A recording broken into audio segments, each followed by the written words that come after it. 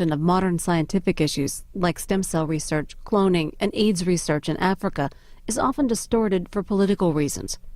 His talk, part of the Politically Incorrect Guide Day in Washington, D.C., is 35 minutes. Tom Bethell is the author of The Politically Incorrect Guide to Science. Please welcome Tom Bethell.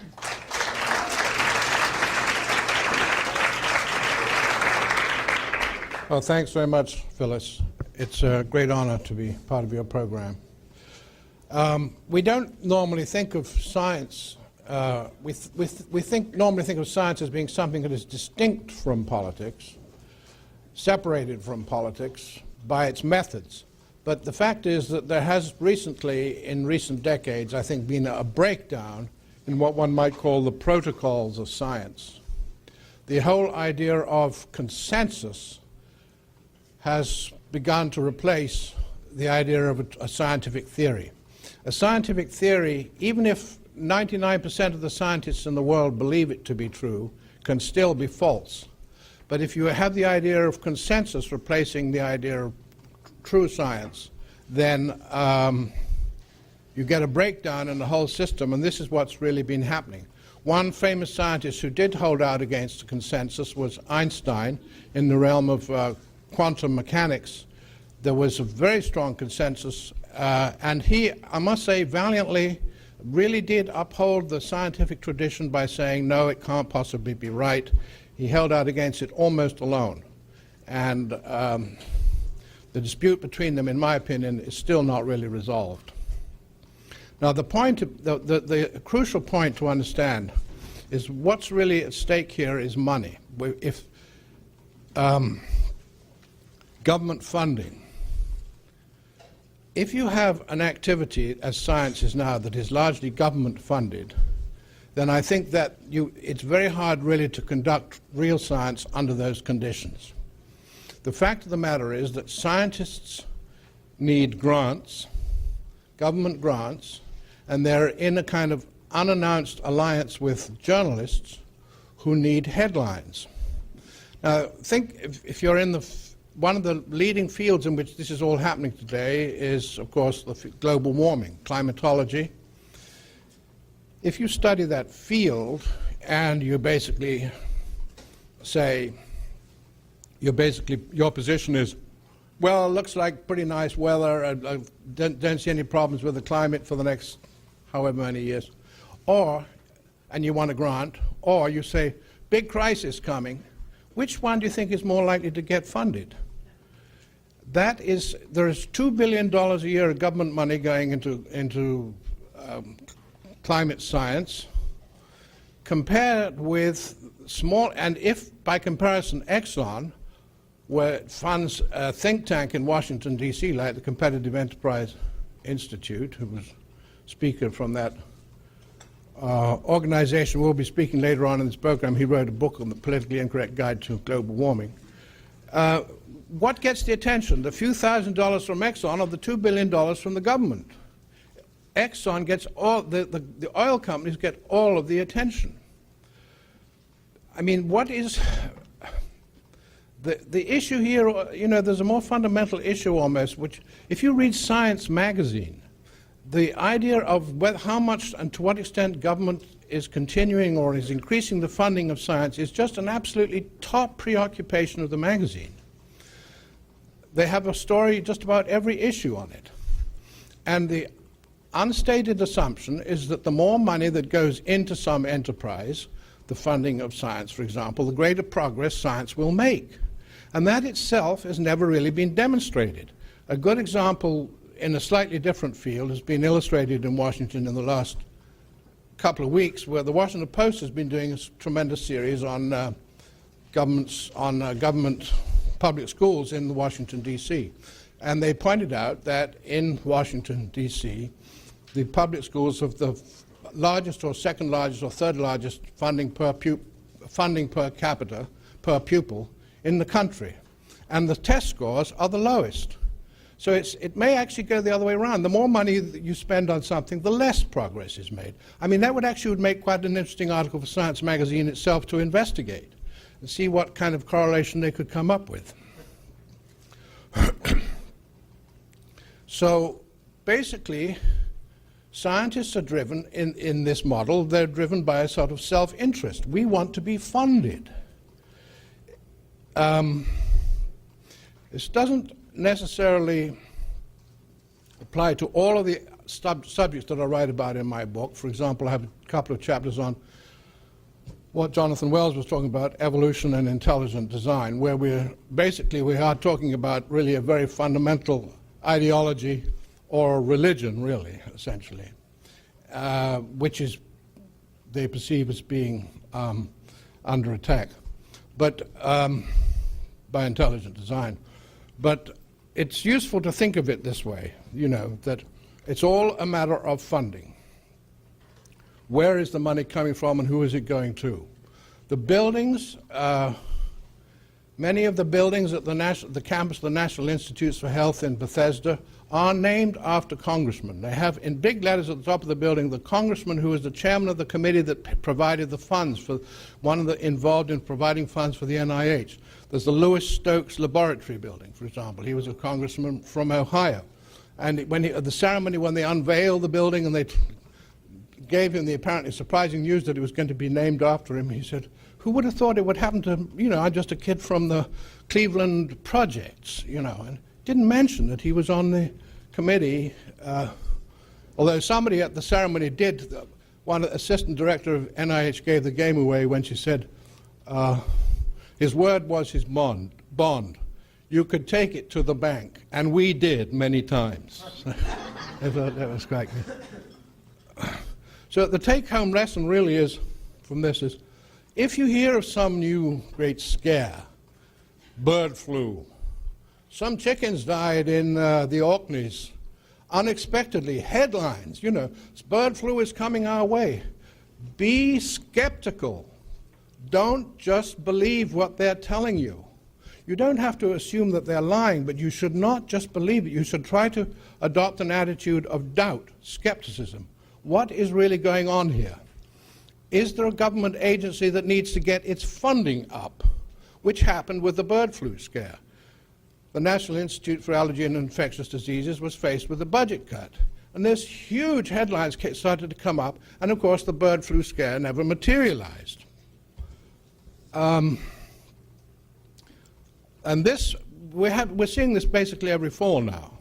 And most of you are probably too young to remember, but the big scare that was a big comparable, even bigger scare was generated back with AIDS in the early 1980s, when we were told we are all at risk. We are all at risk. Huge funding increases as a result of that. We were not all at risk, as we have since found out. So what happened in response to that? They found AIDS somewhere else. They found it in Africa. And suddenly we heard about millions and millions of people with AIDS in Africa.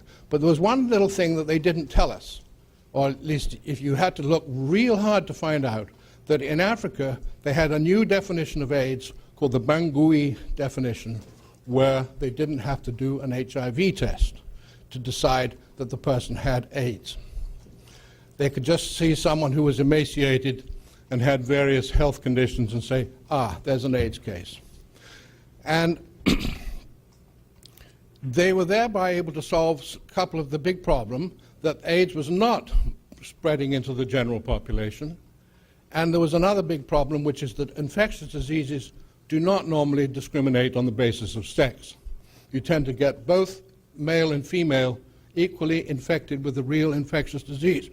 This was not happening with AIDS. It was mostly men. Still is. But in Africa, they were able to find that this was equally distributed between males and females, and therefore it fulfilled an important condition of infectious disease. And then you got all of this hype about AIDS in Africa, and it reached a peak in the year 2000. And again, actually, Vice President Gore was very much involved in this, as he later would be with global warming, and they took the issue to the United Nations. There was such a crisis, they said that African countries were not even going to be able to provide armies for themselves, and therefore there would be big national security problems all over the continent of Africa. They wouldn't be able to muster armies. Well, what happened? Today, sub-Saharan Africa has the fastest growing population in the world. And it all turned out to be completely exaggerated and possibly not really true at all. I mean, because it looks as though what they were doing was redefining pre-existing conditions as AIDS in Africa.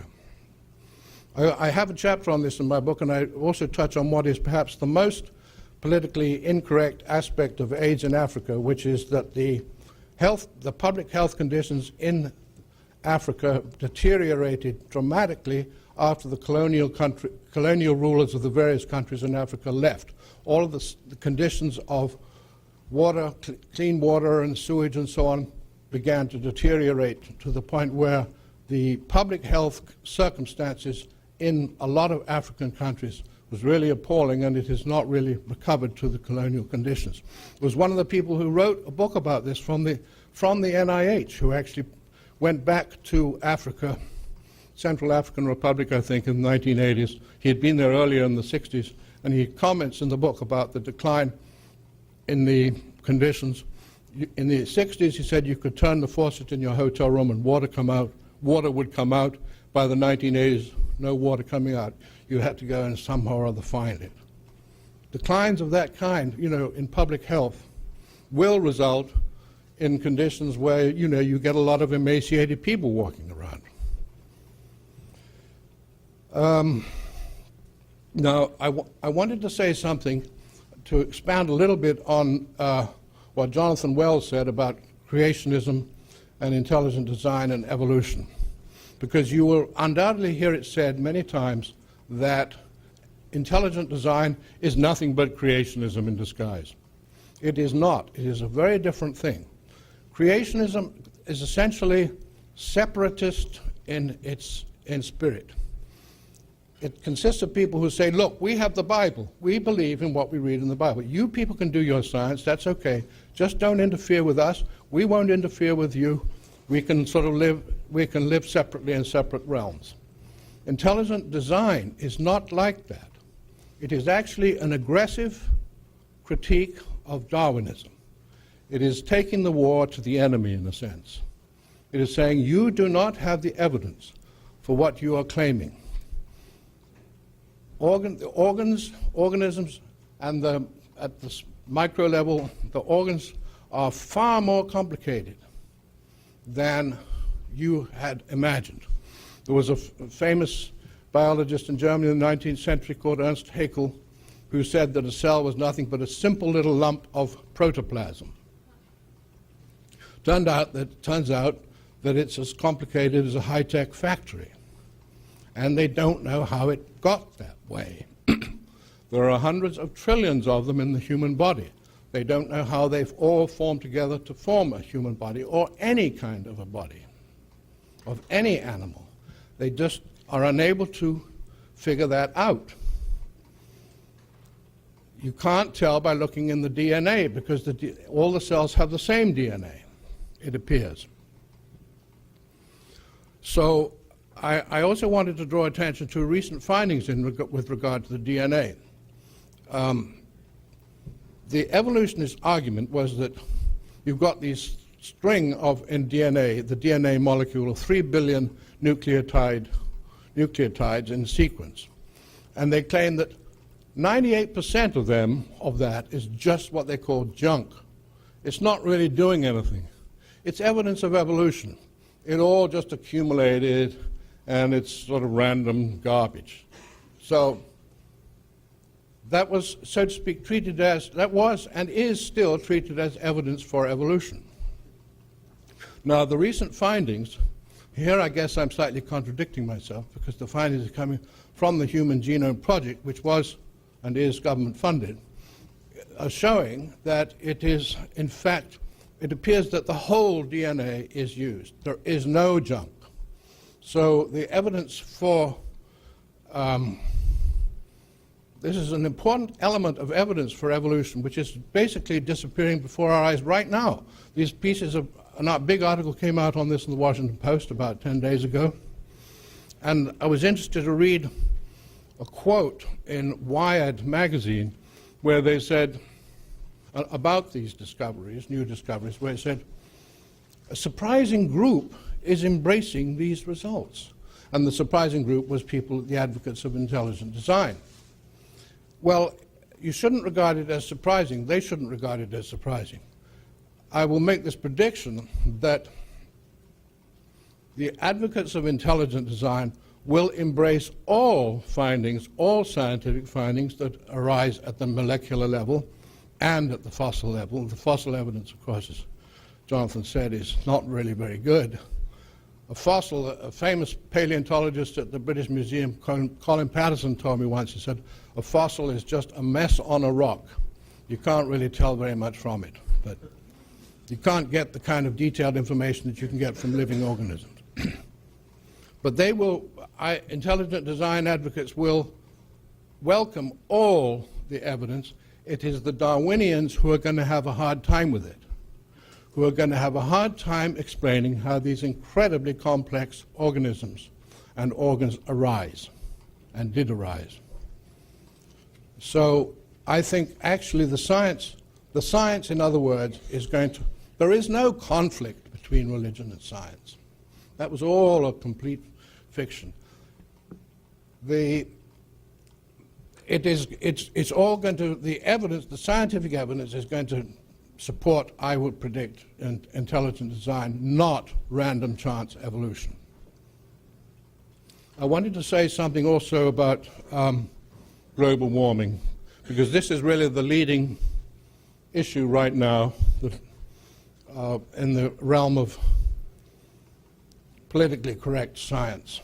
And I would recommend that you take a look maybe at the current issue of Discover magazine, the July issue, which has on the cover an interview with someone called Politically Incorrect, Is the Sun Causing Global Warming?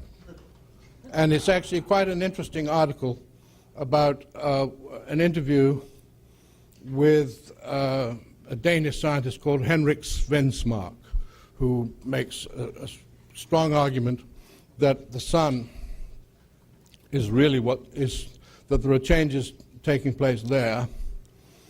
And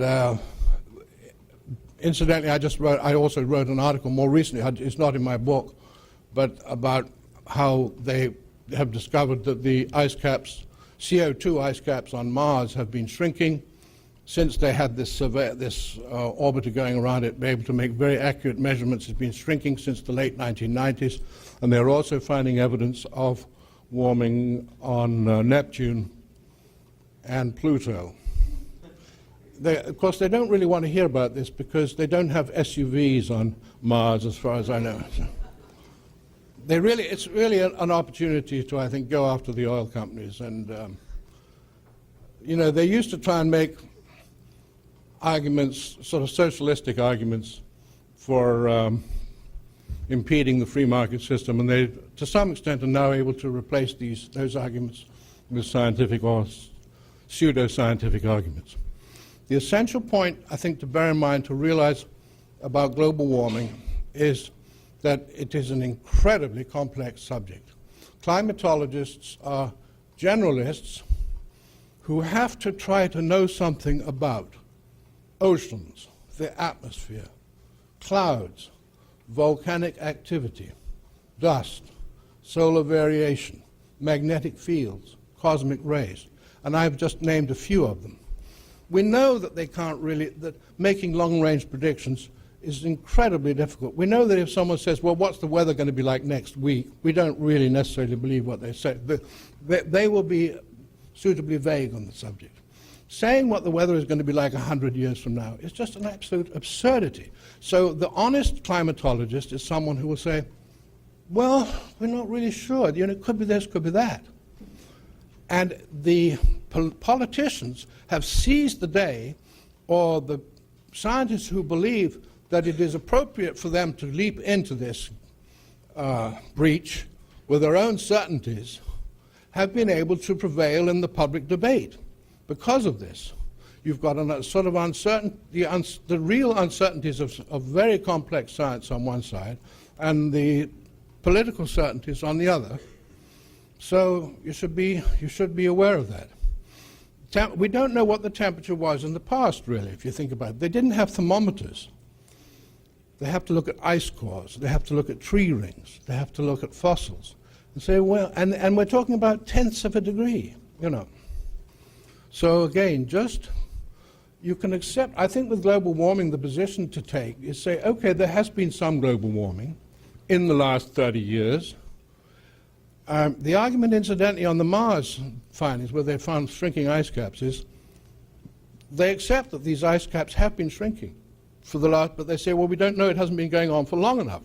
They've only been able to observe them for about 10 years since they had this satellite going around Mars.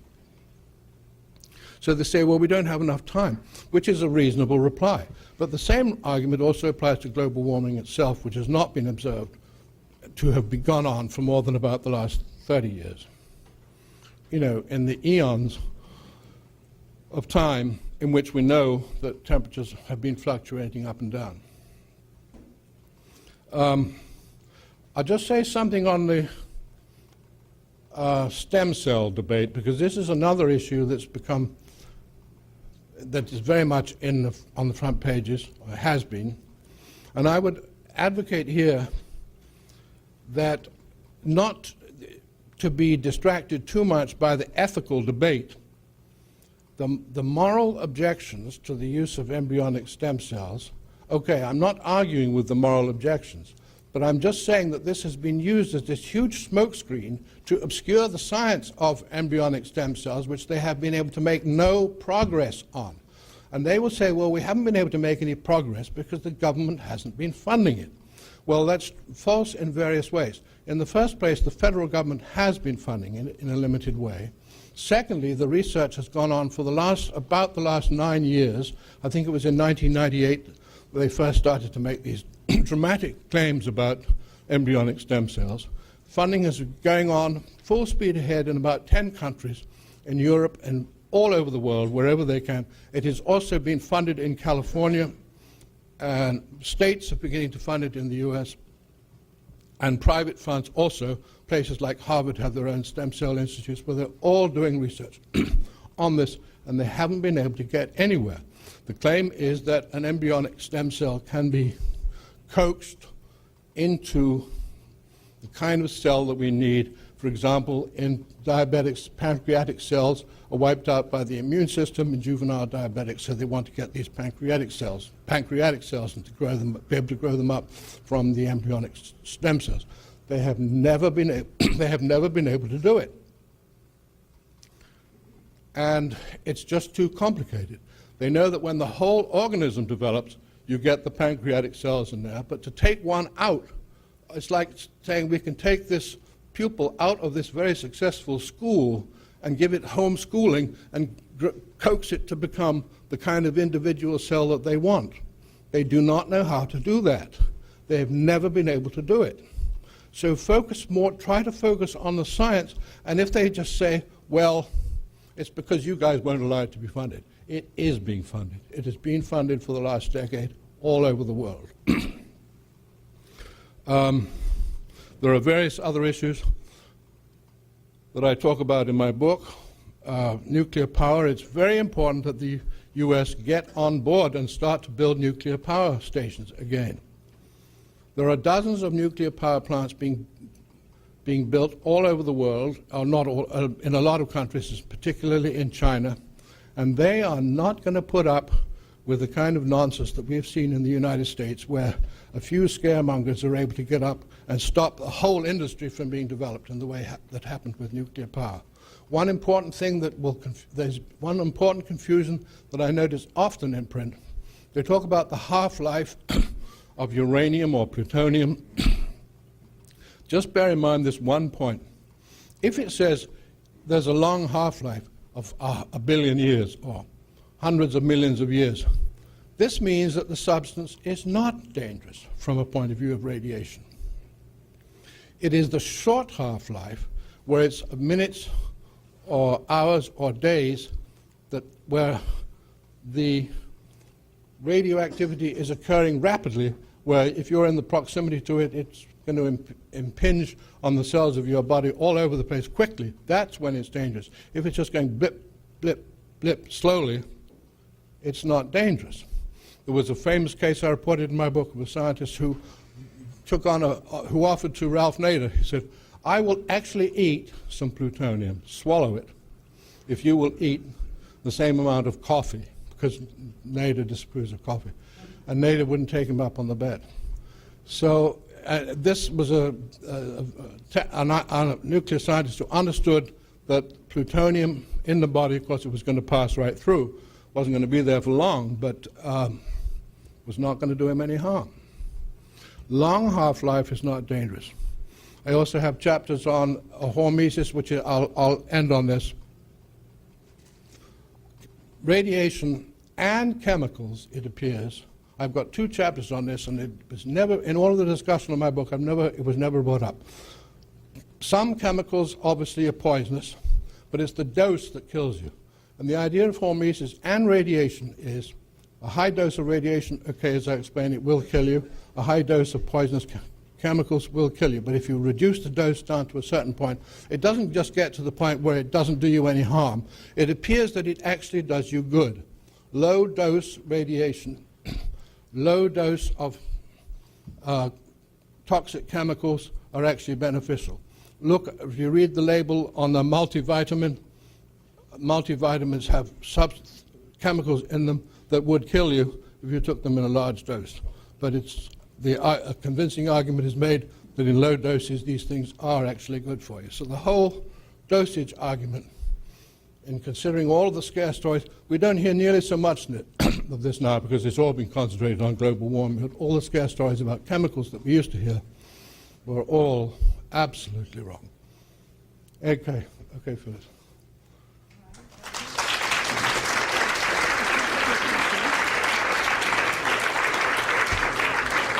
We got a couple of questions. Well, I'll ask one while nobody's coming to the mic. Just give us the brief politically incorrect version of Rachel Carson and DDT. Okay, well, the DDT was banned as a result of scare stories about DDT started by Rachel Carson, and you know, I've got a chapter on this, but I'm afraid, like so many of these things, I didn't read up on this in my own book. I can just tell you, though, that I think it is quite likely that this is one of the battles that we are actually going to win on. I think that it's quite possible that DDT will actually be brought back.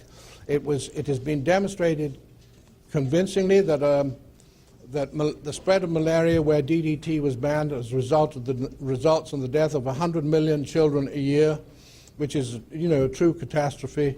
It has been brought back in countries in southern Africa, for example, South Africa, I know, and some of the other countries in Africa are just simply bringing it back themselves. The reason why the ban was able to be effective over so many of these countries was that the U.S. Agency for International Development refused to pay for DDT.